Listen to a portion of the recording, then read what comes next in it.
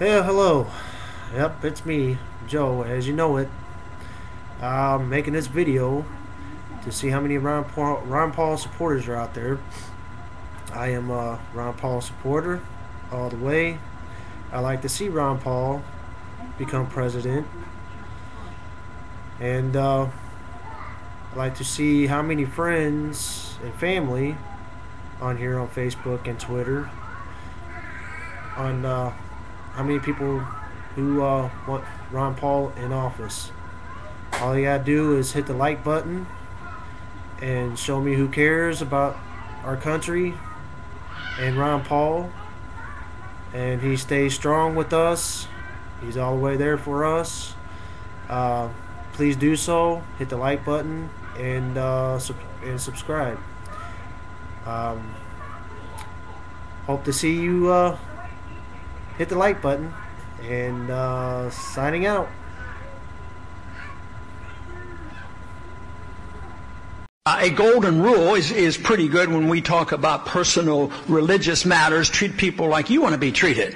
Why shouldn't we do that with our countries? Why shouldn't we not ever do anything to another country that we wouldn't accept that they did it to us?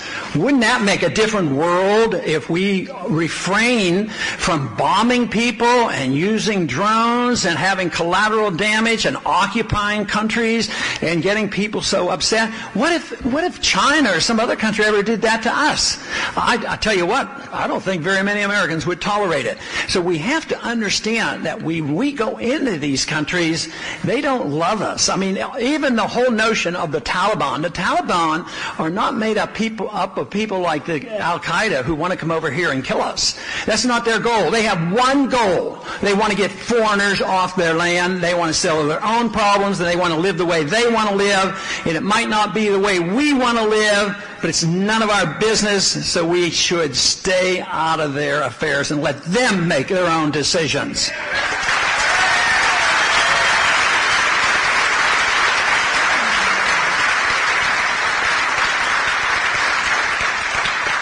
But we don't have the authority in the Constitution. It doesn't say that we should be the policeman. We don't have the money, and it doesn't help our national defense. So that should be an easy one. I think the extremists have taken over. They're the ones who run the foreign policy and have convinced us in the country to go along with all these wars.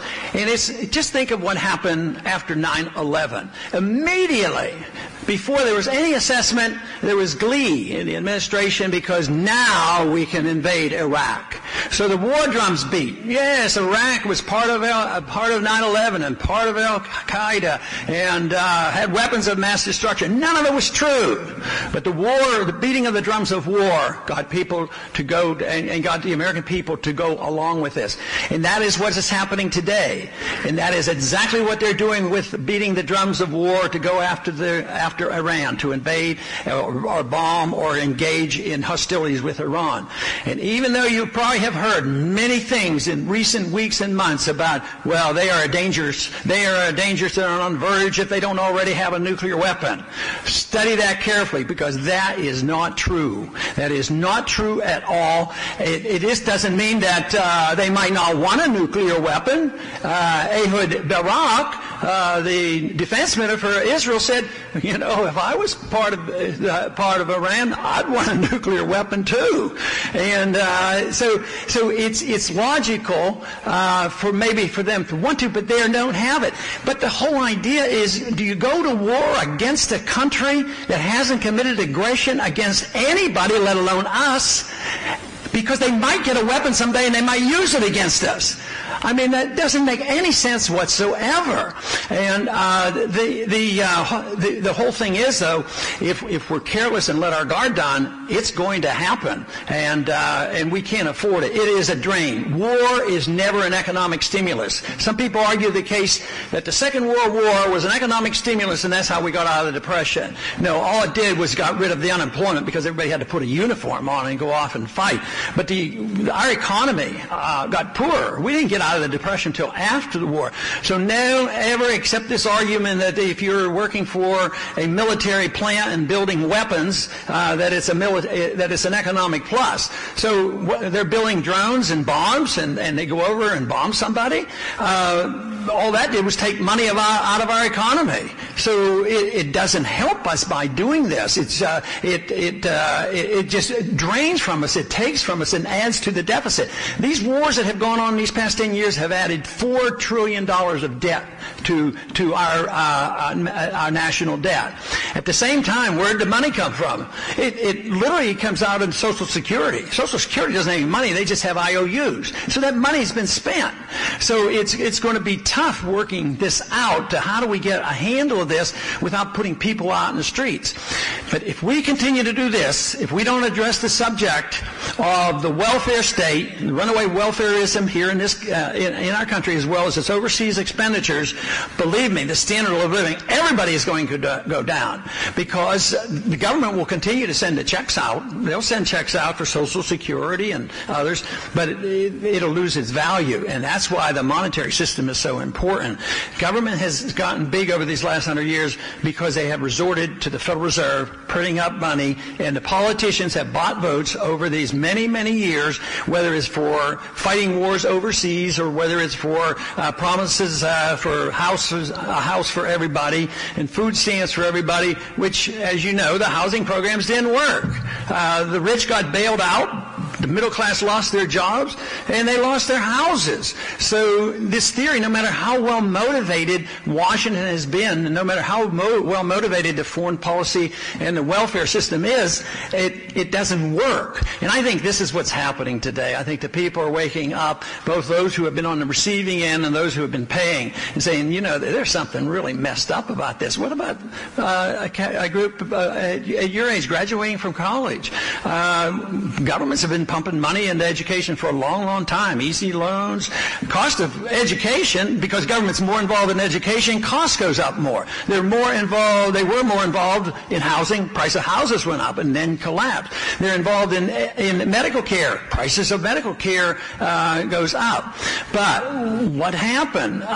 They messed up the economy by this illusion, and students now graduate and they owe $1 trillion. And there are no jobs. So it's a failed policy. Keynesian interventionist economics, this planned economy, doesn't work. And that is why advocating the free market economy and understanding how Austrian economics work and why you can't have a Federal Reserve System printing money is so crucial. But you know, you can get sort of lost sometimes thinking about the economic policy and the foreign policy and all, but it can be boiled down to personal liberty, and that is what I think is so important. The Constitution was written to restrain the federal government and ask the states, the colonies, to come together in a loose-knit group, provide national defense and a sound currency. But the main purpose of the Constitution was to limit and restrict the federal government, and the purpose was to protect liberty. This is what the goal should always be in a free society, the protection of individual liberty. It is with those conditions where we as individuals then can strive for excellence and virtue, which is a personal matter. And if you choose not to strive for excellence and virtue, you don't have to, but you can't expect the government to take care of you forever either. It's that free society where we emphasize the individuals. I also think we've gotten off track over these many decades by talking about personal liberties and putting people into categories. I don't think rights can be put into categories, so I don't like to talk about women's rights or gay rights or minority rights or any of these things. You have individual rights, but every single individual has to have the same protection of that privacy and the right to run their life as they want.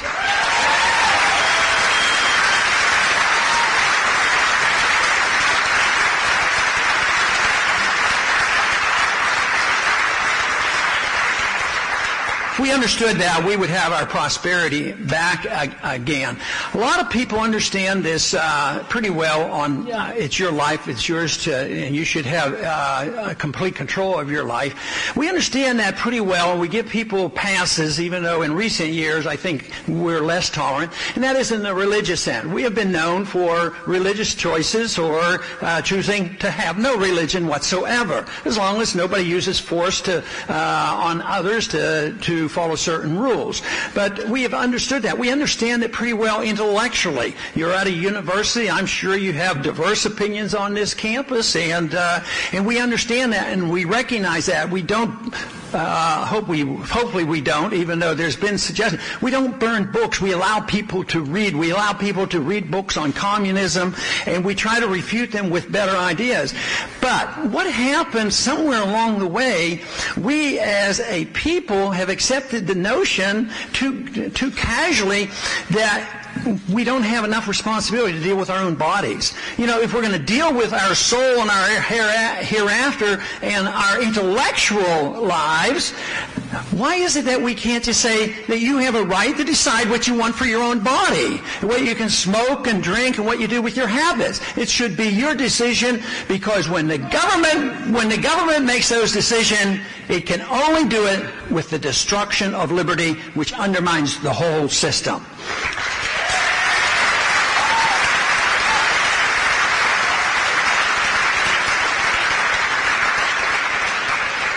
I complain a lot about the wars overseas. We could solve that very easily. Don't go to war unless there's a declaration. Don't declare war unless there's a threat. And we wouldn't have been in a war since World War II. That would have been a tremendous savings for us. We need to look at the domestic war. We have a war on our liberties at home. The Patriot Act took away our Fourth Amendment rights and partially our First Amendment rights. Now they're working real hard on a new bill in Congress that will take away your Fifth Amendment rights, the due process of law. They're talking about expanding the battlegrounds to all American and all American citizens, so that you can be under martial law and be picked up even as an American citizen, put into a military prison in Guantanamo and denied an attorney. And they talk openly about this, and it passed rather easily in the Senate the other day. So this is where we're moving. But we've also been under attack. I think the way we operate our income tax is unconstitutional, that we have to testify against ourselves and keep all these records. And besides, my economic position is very clear on the income tax. I don't even think we need the income tax if we had a proper-sized government. We would just get rid of it.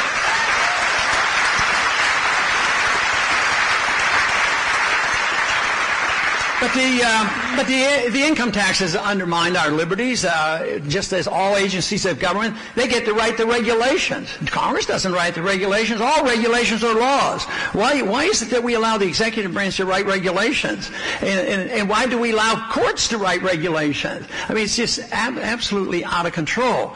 But one other place is war on drugs has been a real detriment to personal liberty. If you think of the false, the break-ins by the SWAT teams going in, and this is local all the way up to the FBI and the groups busting in houses because there might be drugs there. Have you ever heard of a story where they broke into the wrong place and killed the wrong people? So it happens. There was one not just a couple weeks ago where they broke in, and it was a Marine veteran. He was with his wife and daughter. He put them in a closet. He took a rifle and walked to the door, and they broke the door down, and he never unlocked his rifle, and he was shot 32 times. So this is insanity. And yes, drugs are very dangerous. As a physician, as a parent and grandparent, I think they're very, very dangerous. But you know where there's the greater danger right now? There are more people addicted and die for narcotics written prescription by the doctors. You know, the legal drugs.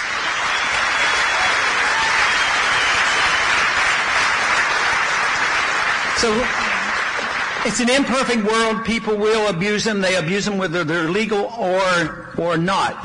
But a lot more people die as a consequence on the war on drugs than they do from the drugs themselves. That is because we don't have a clear understanding what liberty is and responsibility is. It's up to us as individuals. So if we want to live in a free country, we've got to assume that responsibility, economically as well as our personal habits, not just religious habits and not just our intellectual habits, but what we do with our bodies.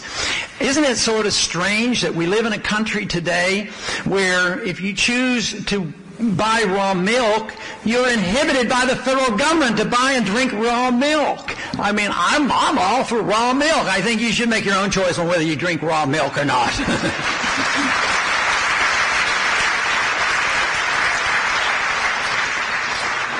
And the other thing is, in our early history, there were thousands and thousands of farms that raised hemp in our early history of our country. And it was promoted during World War II because of industrial hemp. And, you can't smoke hemp. You can, but to get high on hemp, you need a cigar as big as a phone pole. So, so not too many people are doing it. But the whole absurdity that we make it illegal to have an industrial product, so where do the jobs go? They go to Canada, and we buy products back from Canada that are made up there. So I just am not frightened by a free society. I'm frightened by those individuals who prevent us from having a free society. That's where our real threats are.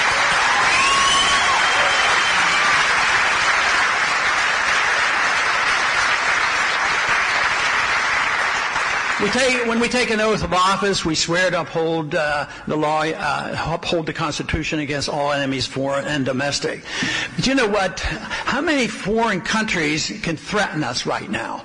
How many countries are likely to invade us or drop a bomb on us? I can't imagine it. It was different in the 60s. I was drafted during the Cuban Missile Crisis. It was a little bit different then. The Soviets existed, 30,000 missiles, but there's no threat like that for us now. But the greatest threat, I believe, is what we're doing to ourselves, that we don't have confidence in the free market and property rights and contracts and sound money. And we have not too much and not enough confidence that we don't have to pursue this foreign policy of intervention, telling what everybody else should do.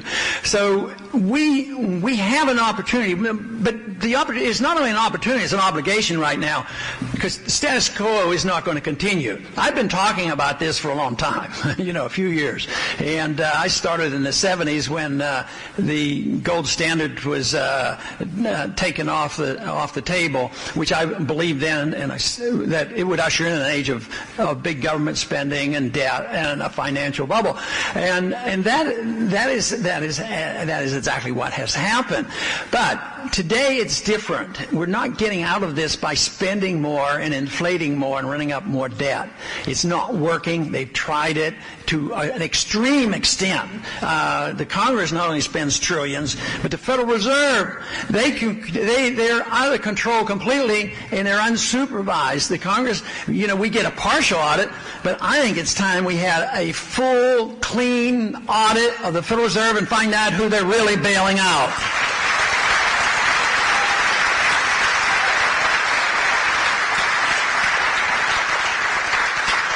But because of what's happened here the last 4 years, all of a sudden the country is thinking differently. I campaigned 4 years ago, and believe me, it's different today, because a lot of people are saying there's something seriously wrong. We're not getting out of this recession, and they're sick and tired of the war. 70% of the American people now say, just come home. We've had enough. I think Korean War is over, don't you think? We should come out of Korea. I think World War II is over, so we shouldn't be financing. We go over there and we beat the Japanese and the German, then we subsidize them for 40-some years. It's time that we just say, we've had enough. So we tried to buy a balanced foreign policy in the Middle East. So over the years, we propped up Mubarak in Egypt to the tune of over $40 billion. So what has happened? He gets overthrown, And now there is a new government coming in, and they're going to be more radical. They're going to be more extremists, more Islamists. And so our $40 billion didn't buy us a whole lot. So it's less stable over there. Same way with Libya. The election, then we go over there and we send our young people over and spend all this money and say, we're going to promote democracy. We want people to have democratic elections. Sounds like a good idea. I wish we could guarantee democratic and honest election here in this country as well.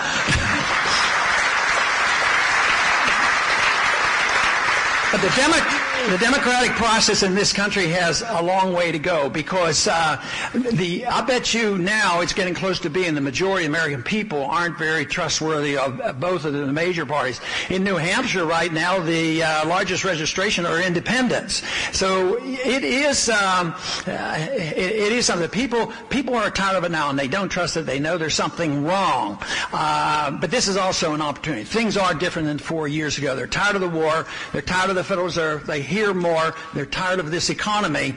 And fortunately, the answer for this is not even complicated. It's just saying, live within the law, protect liberty, protect private property, protect your right to your life, allow you to keep the rewards of your labor, and to change the foreign policy and to change the monetary policy. Do we have to invent a new monetary policy? No. All we have to do is read the Constitution. The founders knew about runaway inflation, which we're working on again. The founders said, no, you can't print money. They said you can't emit bills of credit. Nope. No paper money, only gold and silver could be legal tender, and no authority for a central bank. So the blueprint is there.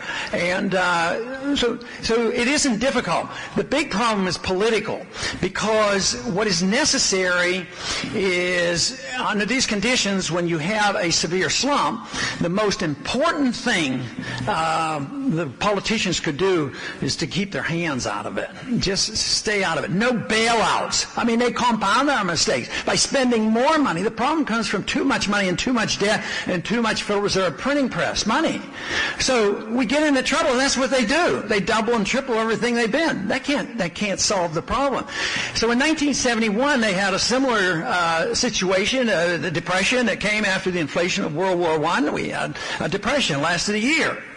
And the attitude toward economics was quite different. So the government kept their hands off. GDP went down sharply, and there was a lot of liquidation of debt. And you probably don't even read about it in your textbooks anymore because it was a non-event. But hands off. Now it's the compulsion of somebody might suffer, and therefore the government has to do this, and it just compounds the mistake. So we've lost confidence. We've lost an understanding how the marketplace works. So we just need to get our confidence back. The experiment we had was wonderful, and it was short-lived. When you think about all of history, true freedom has been experimented on a rare occasion. Most of history and most countries and governments have been run by dictators and pharaohs and kings, and from early time, even today, most of the world's run that way. So I would say that the experiment, if we give up now, we've given up too soon, because the experiment worked well, but we got too careless. I think what happens in a society that has a fair amount of freedom, it becomes very, very prosperous, and that's great, and that's the benefit, and that's the way it should be. But then there's a concentration on the wealth and the benefits, and they know that there's excess wealth in the sense that the government can start redistributing it and picking winners and losers and helping certain people. So the concentration for decades now has been the manipulation through lobbyists of the whole system in Washington, and there's been a vacuum out there on trying to understand and promote the thing that creates wealth, and that's freedom. So this is a freedom revolution. We talk about a revolution, and it is a revolution. It is an intellectual revolution, but in some way it's the restoration of a revolution that was once started. We don't have to go backwards. We don't have to go back to the exact gold standard we have or exact understanding. We should take and pick the best parts and go forward with the emphasis on how important liberty is. If we did that, we'd have a bad year or two, but we would recover. If you're an individual and you're in trouble and you have to go bankrupt or work 2 jobs to pay off your debt, once you pay off your debt, then you have economic growth again. But politically, it's very difficult for politicians to sit back. It was sort of like when the Patriot Act was passed. I remember those days very vividly, because 9/11 happened. A few days later, we have the Patriot Act on the floor. Tragically, the Patriot Act was written many, many years before 9/11. This was just an opportunity to do what some always wanted to do.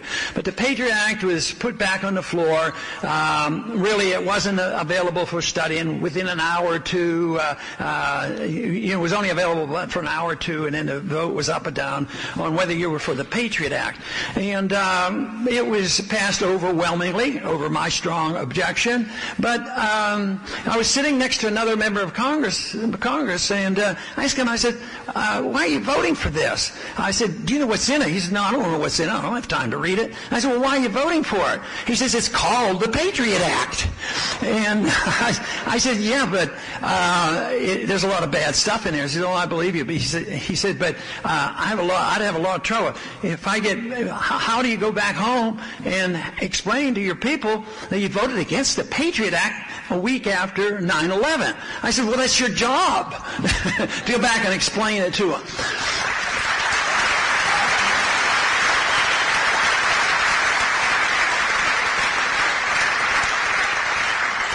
But there's every reason to be optimistic, because I think the country is waking up, and this is good.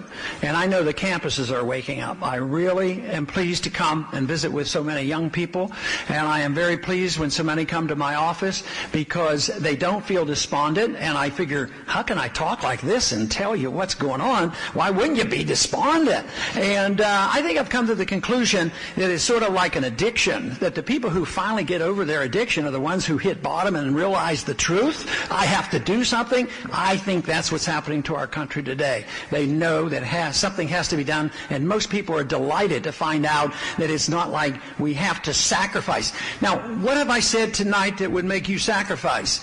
If I said that you're going to get your freedom back, your personal liberty back, you're going to have the incentive to work hard, you have a natural right to your life and your liberty, and to keep the fruits of your labor, and that if you had all that, what are you sacrificing? Sounds like that's a pretty good deal to me. You know, if you get your freedoms back. So it isn't like sacrificing. Too often they'll say, oh, to get done with this, everybody has to sacrifice. Everybody has to sacrifice. I don't think it's your sacrifice if I bring the troops home. I think that's a blessing. Less war.